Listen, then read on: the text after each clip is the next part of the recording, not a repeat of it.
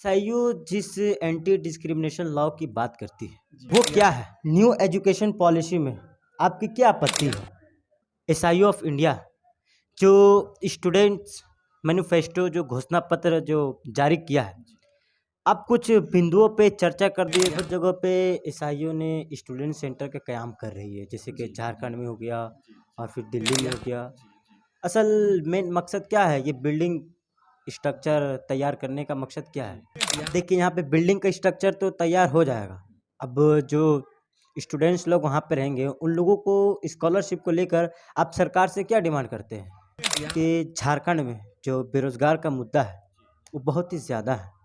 इसको लेकर आप सरकार से क्या मांग करते हैं बेरोजगार लोगों के लिए? कि अब एक आ जाते हैं हम, जातीय जनगणना जो कास्ट सेंसेशन होता है, अगर बिहार का देख ले तो वहाँ पे जातीय जनगणना हो गई और अब तक झारखंड में नहीं हुई है, और झारखंड बिहार के राह में भी चलना चाहती है। मैं सैफ अनवर, आप देख रहे हैं इस वक्त Jharkhand express news, true matter with Saif Anwar, सच बात सैफ अनवर के साथ के न्यूज़ चैनल में आप सभी दर्शकों का स्वागत है। और इस वक्त मेरे साथ बातचीत करने के लिए मौजूद है एसआईयू ऑफ इंडिया के नेशनल प्रेसिडेंट रमी सीके साहब। इनसे कुछ मुद्दे पे सवाल करूंगा, और सबसे पहला सवाल रहेगा कि न्यू एजुकेशन पॉलिसी में आपकी क्या आपत्ति है? जी, सबसे पहले ये एक मौका देने के लिए शुक्रिया अदा करता हूँ। एनईपी के बारे में जब हम बात करते हैं, ये एनईपी मेरे ख़्याल से हम लास्ट 3-4 साल से न्यू एजुकेशन पॉलिसी पे एंगेज्ड है। पहले उसका ड्राफ्ट आया था, उसके लिए सजेशन देने के लिए एक ऑप्शन दिया गया था। उसके बाद ड्राफ्ट आया था, उसके बाद फाइनल एनईपी का ड्राफ्ट आ गया। अभी तो उसके इम्प्लीमेंटेशन स्टेज पे हम आ गया है। इसके तहत हम 3-4 साल से एसईओ भी, स्टूडेंट्स इस्लामिक ऑर्गेनाइजेशन भी इस पे एंगेज रहे हैं। इसके अलग-अलग सजेशन एसईओ गवर्नमेंट के सामने रखे, एनईपी को लेके, उसको फ्रेमवर्क को लेके अलग-अलग सजेशन हमने रखे। ख़ास तौर पर जो एनईपी का फाइनल ड्राफ्ट आने के बाद हम समझते हैं इस पे 3 चीज़ हम इस पे बहुत प्रॉब्लमैटिक समझते हैं। एनईपी हम समझते हैं एक नया पूरा एजुकेशन फ्रेमवर्क गवर्नमेंट ने लेके आया है, उसमें कुछ चीज़ें अच्छा रहता है, कुछ चीज़ें में हमको इख्तिलाफ़ात है। लेकिन 3 चीज़ में एसईओ इस पे प्रॉब्लमैटिक समझते हैं। 3 चीज़ें हम सिंबल से अगर बात करें तो सबसे पहला चीज़ इसका एक सेंट्रलाइज़ेशन का एस्पेक्ट है। पूरा फेडरलिज्म को ख़त्म करते हुए पूरा एजुकेशन हम समझते हैं एक कंकरेंट चीज़ पे रहने हुए चीज़ें, स्टेट का और सेंट्रल का दोनों का एक पार्टिसिपेशन उसमें होना चाहिए। लेकिन ये गवर्नमेंट उसको पूरे तरीके से एक सेंट्रलाइज़ेशन के लिए पुश कर रही है। फेडरलिज्म को, स्टेट का जो राइट है, जो पावर है, उसको ख़त्म करते हुए एजुकेशन का तमाम चीज़ों को सेंट्रलाइज़ करने की कोशिश ये एनईपी में भी है, उसके इम्प्लीमेंटेशन में भी हो रहे हैं। हम जो सीयूईटी का देखते हैं, नीट का देखते हैं, या बहुत सारे एनडीए का देखते हैं, बहुत सारे इस तरह पूरे एजुकेशन को सेंट्रलाइज़ करने की एक कोशिश, इसको पूरे फेडरलिज्म को ख़त्म करने की कोशिश इसमें है। इसलिए हम देखते हैं अलग-अलग स्टेट अभी एससीपी को लेके आने का भी कोशिश चल रही है। स्टेट एजुकेशन पॉलिसी को ख़ास तौर पर कर्नाटका लेके आया है, तमिलनाडु में भी बहुत सारे इश्यूज़ चल रही हैं, ये हमारे सामने हैं। दूसरा, इस पे कमर्शियलाइज़ेशन का भी एक बड़ा मसला है। जो एजुकेशन को पूरे तरीके से कमर्शियलाइज़ेशन के लिए लेके जाने का एक बड़ा मसला इस पे हमको नज़र आते हैं। पूरा प्राइवेट प्लेयर्स के लिए पूरा एजुकेशन को खुला रखने का एक मसला इसको हमको नज़र आते हैं। तीसरा, हाँ, एक मसला पूरा सैफ्रनाइजेशन का भी, जो रूलिंग रजिम है, जो रूलिंग पार्टी है, उनका एजेंडा के तहत पूरा एक सैफ्रनाइजेशन पूरा एजुकेशन में लेके आने का, जो उसके एजुकेशन में जो सच्चाई वहाँ पे पढ़ाना चाहिए, या ट्रूथ वहाँ पे पढ़ाना चाहिए, या सही हिस्ट्री वहाँ पे पढ़ाना चाहिए, ये तमाम चीज़ों को छोड़ के इनका जो एजेंडा है, इनको जो पर्सपेक्टिव है, वो एजुकेशन में कंपल्सरी लेके आने का एक पर्सपेक्टिव है। ये भी ये एनईपी में शामिल है, इसको हम अपोज करते हैं। ये 3 चीज़ को हम अपोज करते हैं। ठीक है, अगला सवाल रहेगा कि एसआईयू ऑफ इंडिया जो स्टूडेंट्स मैनिफेस्टो जो घोषणा पत्र जो जारी किया है, अब कुछ बिंदुओं पे चर्चा कर दिए, अच्छा रहेगा। जी, जी, स्टूडेंट मैनिफेस्टो हम समझते हैं 2024 का इलेक्शन हमारे सामने मौजूद है, हमारे सामने है। एसआईओ, स्टूडेंट्स इस्लामिक ऑर्गेनाइजेशन, एक स्टूडेंट्स का बीच में काम करने वाला तंजीम है, अलग-अलग कैंपस में काम करते हैं, स्टूडेंट्स के बीच में काम करते हैं। इसलिए जो काम हम जब स्टूडेंट्स का जितने भी मसाइल हैं, मसले हैं, कैंपसेस का इश्यूज़ है, हम ये चाहते हैं स्टूडेंट मैनिफेस्टो के ज़रिए स्टूडेंट्स का जो इश्यूज़ है, वो एक इलेक्शन का मुद्दा बन जाए। हम ये चाहते हैं स्टूडेंट्स का जितने भी मसला मसाइल वो लोग फेस करते हैं, वो ख़ास तौर पर हम जब कैंपसेस में काम करते हैं, स्टूडेंट्स के बीच में काम करते हैं, जब हम समझते हैं इन लोगों से, जब इंटरेक्ट करने से, जब एंगेज करने से हम जो मसला मसाइल समझते हैं, इसको एक पब्लिक इश्यू बनाने के लिए, पॉलिटिक्स का या इलेक्शन का एक बड़ा मुद्दा बनाने के लिए हमने ये स्टूडेंट मैनिफेस्टो रिलीज़ किया है। इसमें बहुत सारे पॉइंट्स भी इस पे डिस्कशन है, जिस तरह मैंने बोला है एजुकेशन को लेके बहुत सारे मुद्दे इस पे उठाया हैं, और सोशल एजुकेशन में भी जिस तरह अभी स्कॉलरशिप का मसले हैं, तो या उस पे एक्सेसिबिलिटी का मसला है, एजुकेशन जो क्वालिटी का मसला है, आज हमारा जो क्वालिटी एजुकेशन यहाँ पे हो रहे हैं उसको लेके, आरटीई को लेके, राइट टू एजुकेशन जो गवर्नमेंट ने वादा दिया था उसको लेके जो मसले हैं, और भी स्टूडेंट्स का भी, नौजवानों का भी जितने भी मसले, बहुत सारे इश्यूज ये स्टूडेंट मैनिफेस्टो के जरिए एसईओ लेके आया है। इंशाल्लाह इसको लेके हमने ये पूरा इलेक्शन के दौरान पूरा एक इसको एक मुद्दा बनाने के लिए एसईओ, ये बहुत बड़ा मुद्दा रहेगा ना इलेक्शन के समय में। जी जी, ये हमने कोशिश करेंगे इसको, जिसमें जितने भी इश्यूज इस पे उठाया गया है, ये एक इलेक्शन का मुद्दा बनाने के लिए हमने कोशिश किया जाएगा। एसआईयू जिस एंटी डिस्क्रिमिनेशन लॉ की बात करती है, जी ठीक है, वो क्या है? जी, एंटी डिस्क्रिमिनेशन लॉ के बारे में हमारा बीच में एक गुफ्तगू रहा, हमने इस पर कुछ महीनों से हम इस पे काम कर रहे हैं। ये हालात इसलिए हैं, इसको हमको इस तरह समझना चाहिए, ये आज का ज़माने में इंडिया का हालात अगर देखेंगे तो हर वक्त, मतलब पिछले सालों से बहुत सारे जुल्म, बहुत सारे अटैक, बहुत सारे लिंचिंग यहाँ का इंडिया का माइनॉरिटी के ऊपर हो रहा है। मुसलमानों के ऊपर हो रहा है, सिख भाइयों के ऊपर हो रहा है, क्रिश्चियंस के ऊपर हो रहा है, उनके खिलाफ में कैंपेन, हेट प्रोपेगेंडा चल रही है, उनका लिंचिंग हो रहा है, उनका प्लेसेस ऑफ वर्शिप को अटैक किया जा रहा है, उनको बहुत गलती से गिरफ्तार किया जा रहा है, उनके ऊपर गोलियां चलाया जा रहा है। ये तमाम मसले हमारे सामने हैं। इसका एक बड़ा एक प्रॉब्लम अगर हम देखेंगे तो इस पे ये होता ये भी है, जो इनके ऊपर जो जुल्म करते हैं उन्हें कभी प्रोसिक्यूट नहीं होता। ये हम एक इम्यूनिटी बोलते हैं, जो भी मुसलमानों के ऊपर करें आपको कुछ नहीं होगा, पुलिस आपके ऊपर कार्रवाई नहीं करेगा, यहाँ पर या विक्टिम को जस्टिस नहीं मिलेगा। ये एक सिचुएशन पूरा इंडिया में बनाया गया है। इसलिए हम ये चाहते हैं, ये माइनॉरिटी के ऊपर जो अटैक होता है, माइनॉरिटी के ऊपर जो डिस्क्रिमिनेशन होता है, उनके खिलाफ में जो हरासमेंट होता है, उनके खिलाफ में जो हेट स्पीच यहाँ पे होता है, उसको बहुत सख्त प्रोसिक्यूट करने का एक लॉ हमने लेके आना चाहिए। इसके तहत जो माइनॉरिटी का एक प्रोटेक्शन मिले, यहाँ पर तमाम माइनॉरिटीज़ को एक प्रोटेक्शन मिले, उनके खिलाफ में इस तरह जुल्म होता है, जो जुल्म करते हैं, उनके खिलाफ में सख्त पुलिस एक्शन लेने का एक सेपरेट लॉ इंडिया में हमको लेके आने का बहुत ज़रूरी है। हम ये समझते हैं इंडिया में जितने भी कम्युनिटी ऑर्गेनाइजेशन है और ये अदल को पसंद करने वाले जितने भी ऑर्गेनाइजेशन हैं, जिम्मेदार हैं, ये तमाम लोगों के सामने ये एक एजेंडे को हमने लाना, ये एक डिमांड हम करने के लिए हमने कोशिश कर रहे हैं। एंटी डिस्क्रिमिनेशन लॉ के तहत ये एक मुद्दा हमने उठाने के लिए कोशिश कर रहे हैं। बहुत जगह पे एसआईयू ने स्टूडेंट सेंटर का क़याम कर रही है, जैसे कि झारखंड में हो गया और फिर दिल्ली में हो गया। असल मेन मकसद क्या है? ये बिल्डिंग स्ट्रक्चर तैयार करने का मकसद क्या है? जी, जिस तरह आप एसईओ को जानते हैं, पिछले 40 साल से एसईओ यहाँ पे काम कर रहे हैं। एसईओ का काम का एक बड़ा हिस्सा हम ये स्टूडेंट को सर्विस देने का भी है। हम ये चाहते हैं स्टूडेंट्स के लिए बहुत सारे जगह पे स्टूडेंट्स को एंगेज करने का भी एक जगह हो, उनका तरबियत करने का एक जगह हो, वो लोग आए दीन इस्लाम के सीख सकते हैं, अपना पढ़ाई भी कर सकते हैं, वहाँ पे स्टूडेंट एंगेजमेंट हो जाए, वहाँ पे रिसर्च का काम हो जाए। इसलिए एसईओ जहाँ जहाँ पे मजबूत है, जहाँ जहाँ पे एसईओ का काम है, हम ये कोशिश करते हैं वहाँ पे एसईओ का एक सेंटर कायम हो जाए, वो एसईओ का मरकज़ के तौर पर भी काम करें, और उसके साथ साथ स्टूडेंट्स के लिए एक प्लेस ऑफ एंगेजमेंट के तौर पर भी वो काम करें। इसलिए हमने यहाँ पे झारखंड में भी एक स्टूडेंट सेंटर के लिए हमने झारखंड का रांची का सिटी में एक जगह ख़रीदने के लिए कोशिश हमारा जारी है, और मरकज़ में भी जो स्टूडेंट सेंटर हमारा है वो पिछले 30 साल से एसईओ का मरकज़ के तौर पर काम कर रही है। उसको अभी एक नया मरकज़ का ज़रूरत वहाँ पे, ख़ास तौर पर दिल्ली एक स्टूडेंट्स का एक बड़ा सेंटर है, जामिया मिलिया इस्लामिया है, जवाहरलाल नेहरू यूनिवर्सिटी है, दिल्ली यूनिवर्सिटी है, तमाम चीज़ों की वजह से बहुत सारे स्टूडेंट पूरा मुल्क भर से वहाँ पे आते हैं। उनको रिहाइश देना हमारे लिए एक बड़ा जिम्मेदारी समझते हैं, एक हॉस्टल का कायम वहाँ पे होना। ये तमाम चीज़ों को सामने रखते हुए दिल्ली में भी हमने एक स्टूडेंट सेंटर का आगाज़ किया है। अल्हम्दुलिल्लाह उसका फंड रेजिंग जारी है, उसका काम भी इंशाल्लाह कुछ दिनों में शुरू हो जाएगा।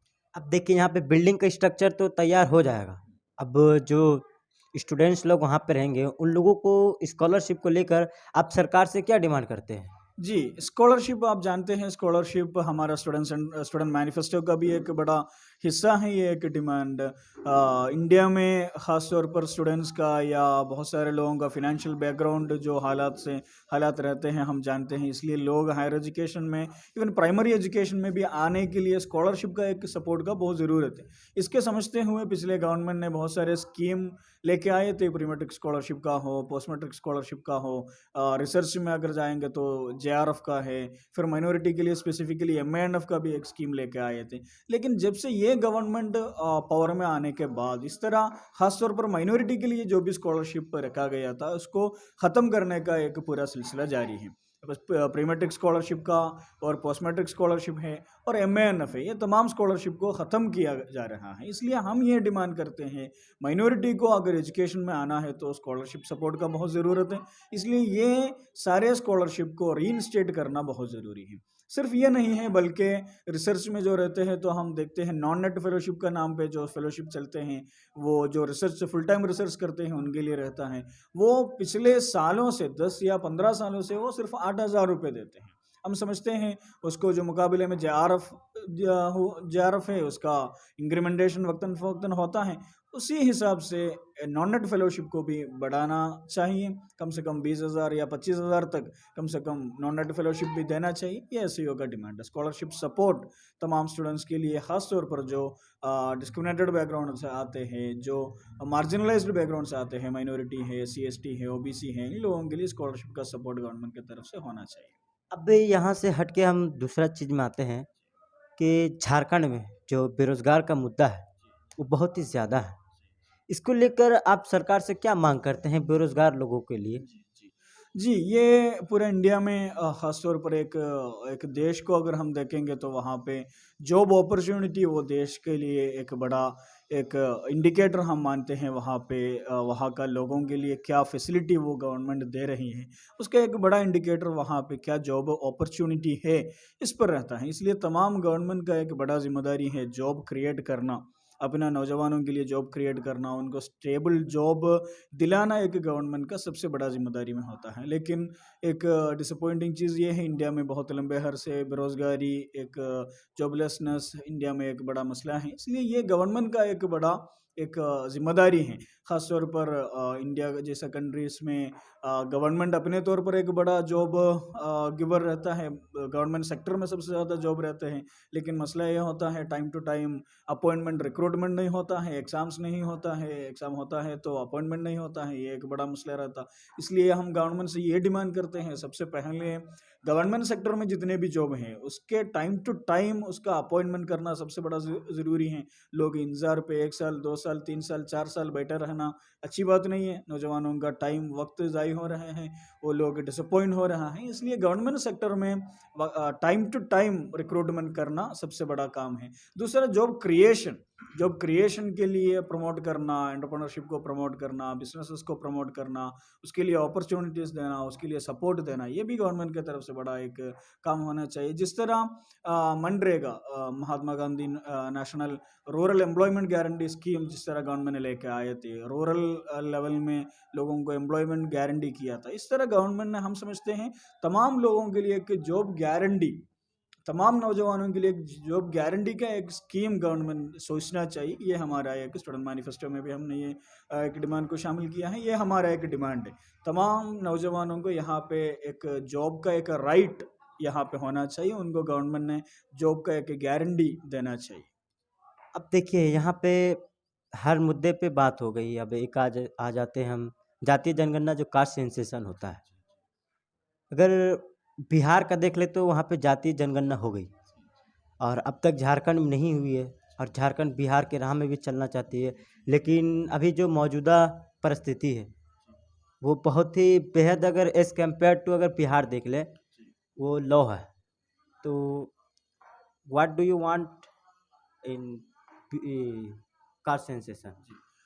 जी देखिए, ये इंडिया में हम समझते हैं सोसाइटी में बहुत सारे डिफरेंशिएशन, बहुत सारे ग्रुप हमको नज़र आते हैं जाति के तौर पर, कम्युनिटीज़ के तौर पर, और इसके बीच में बहुत सारे फ़र्क भी हैं। उसका जो एम्प्लॉयमेंट है, उसका जो फ़ाइनेंशियल कंडीशन है, उसका जो सोशल कंडीशन है, इसमें बहुत फ़र्क भी है। जब इंडिया आज़ाद हुआ, इसलिए इंडिया ने ये एक बड़ा फ़ैसला लिया, इंडिया का अलग-अलग ग्रुप को, अलग-अलग कैटेगरी को गवर्नमेंट ने एड्रेस किया। उन लोगों को समाज में उनको एम्पावरमेंट के लिए, उनको आगे बढ़ाने के लिए अलग-अलग स्कीम ने गवर्नमेंट ने लेके आया। उसमें सबसे बड़ा एक स्कीम रिज़र्वेशन है, आरक्षण है। उसके तहत 15% एससी के लिए, 7% एसटी के लिए, 27% ओबीसी के लिए यहाँ पे रिज़र्वेशन होता है। ये इसलिए है, ये जो कम्युनिटीज़ है, एससी, एसटी या ओबीसी माइनॉरिटी, ये कम्युनिटी को स्पेशल अटेंशन गवर्नमेंट की तरफ से देना ज़रूरी है। इनका कंडीशन क्या है? ये इसलिए है, गवर्नमेंट ये समझते हैं इनका कंडीशन बहुत बैकवर्ड है। ये लोग समाज के एडवांस्ड कम्युनिटी से कॉम्पीट नहीं कर पाते हैं, इसलिए इनको एक स्पेसिफिक एड्रेस करना बहुत ज़रूरी है। जो कम्युनिटी को अगर स्पेसिफिक एड्रेस करना है तो ये बहुत ज़रूरी है इनका नंबर समझना। एससी के बारे में हम बात करते हैं, लेकिन एससी यहाँ पे कितना है, कितना परसेंटेज है। एसटी के बारे में हम बात करते हैं, लेकिन एसटी यहाँ पे कितना परसेंटेज है। इवन एसटी के अंदर भी है, एससी के अंदर भी एक सेपरेट स्पेसिफिक कम्युनिटीज़ कितना परसेंटेज है, उनका एम्प्लॉयमेंट में वो लोग के कितना परसेंटेज है, गवर्नमेंट सेक्टर में वो लोग कितना परसेंटेज है, एजुकेशन में उनका हालात क्या है, ये तमाम चीज़ों जानना। अगर कोई अच्छा पॉलिसी अगर गवर्नमेंट को बनाना है, इनका जो बैकवर्डनेस है उसको अगर एड्रेस करना है, तो ये समझना गवर्नमेंट के लिए बहुत ज़रूरी है। इसलिए हम जाति सेंसस को, कास्ट सेंसस को सपोर्ट करते हैं। ये गवर्नमेंट ने कास्ट सेंसस करना चाहिए, इसलिए हमको ये पता चलेगा एक एक कास्ट का नंबर क्या है, उनका अभी गवर्नमेंट सेक्टर में पावर का मामले में, एजुकेशन का मामले में इनका कंडीशन क्या है, उसको और ज़्यादा तवज्जो देने का ज़रूरत है क्या, और कुछ नया पॉलिसीज़ को लेके आने का ज़रूरत है क्या। ये तमाम चीज़ों समझने के लिए हमको ये नंबर समझना बहुत ज़रूरी है। इसलिए कास्ट सेंसस हर गवर्नमेंट बिहार अल्हम्दुलिल्लाह एक मिसाल, अच्छा एक नमूना दिखाया है। इसलिए बिहार में एक लंबा हिस्ट्री भी रहा सोशल जस्टिस पॉलिटिक्स का, उस तरह एक चीज़ का बहुत हिस्ट्री भी रहा। हम ये चाहते हैं सारे गवर्नमेंट उसको एक मिसाल बनाते हुए सारे गवर्नमेंट वो रास्ते पे चलना चाहिए, झारखंड भी वो रास्ते पे चलना चाहिए, ये हमारा राय है। तो ये जो थे हमारे साथ एसआई ऑफ इंडिया के नेशनल प्रेसिडेंट नए रमेश सिक्के साहब, जो कुछ मुद्दे पे हमारे साथ चर्चा किए हैं। जैसे कि कुछ बिंदु पे आपको मैं बता देता हूँ, कास्ट सेंसेशन हो गया, और ये एक स्टूडेंट सेंटर जो एक सेंटर बना रही है हर जगह पे, बिल्डिंग हर स्टेट में, उसके बारे में भी ब्रीफ डिस्क्रिप्शन बताया। और फिर उसके बाद स्टूडेंट्स मैनिफेस्टो में ये एक घोषणा पत्र भी रिलीज़ किया है, आप उसको भी जाके देख सकते हैं। और ये जो थे, इनसे कुछ इंट्रोडक्शन जानते हैं कि इनका सफ़र कैसे रहा एसआईयू का। जी, मेरा नाम रमेश हुआ, आप यहाँ पे बोले शुरुआत में। मैं प्रॉपर ताल्लुक केरला से रखता हूँ, केरला का कालीकट डिस्ट्रिक्ट से रखता हूँ। मेरा ग्रेजुएशन का पढ़ाई वहीं पे हुआ। फिर मैं पीजी करने के लिए हैदराबाद सेंट्रल यूनिवर्सिटी में आया था।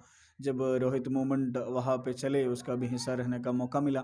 उसके बाद 2018 में मैं जामिया मिलिया इस्लामिया में पॉलिटिकल साइंस में पीएचडी करने के लिए दिल्ली आया था। उसके साथ-साथ तंजीम पे भी अलग-अलग ज़िम्मेदारी रहा। केरला का स्टेट कमेटी मेंबर के हैसियत से वहाँ पे एसईओ का एक ऑनलाइन पोर्टल, एक मैगज़ीन चलते हैं, उसका एडिटर का तौर पर। और फिर दिल्ली में जब आए तो दिल्ली स्टेट कमेटी का मेंबर के तौर पर।